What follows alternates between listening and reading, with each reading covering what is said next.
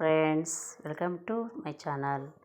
ఇప్పుడు పాల పోసిన బీరకాయ చేసుకుందామండి. దానికి ఏమేమి కావాలో చూడండి. మినపప్పు, శనగపప్పు, సాసులు, జీలకర్ర వేసామండి. 4 స్పూన్లు ఆయిల్ వేసామండి.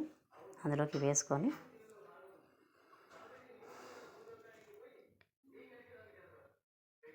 ఇవి బాగా వేగాక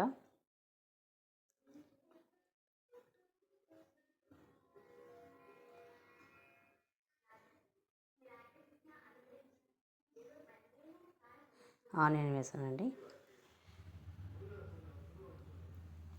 2 ఆనియన్స్ తీసుకొని ఇలా చిన్న కట్ చేసుకొని వేసాను. 4 ఎండుమిర్చి వేస్తున్నానండి. కాస్త కరివేపాకు,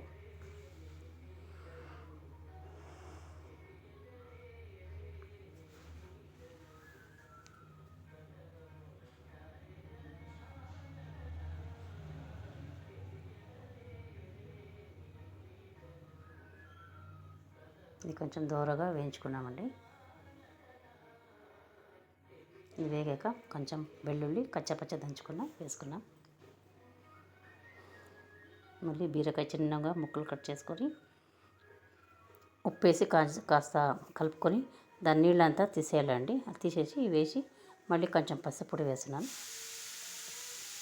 ఇది కొంచెం బాగా ఫ్రై అయ్యాక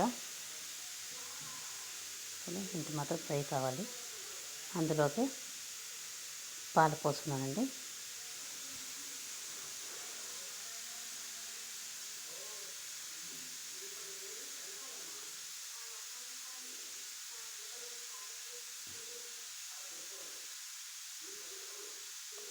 ఈ పాలన్నీ కాస్త మగ్గాకి వదిలేయండి. బాగా మగ్గించాలి. దీన్ని కలుపుతూనే ఉండాలండి. ఇది చిక్కపట్టే వరకు బాగా కలుపుతూనే ఉండాలి.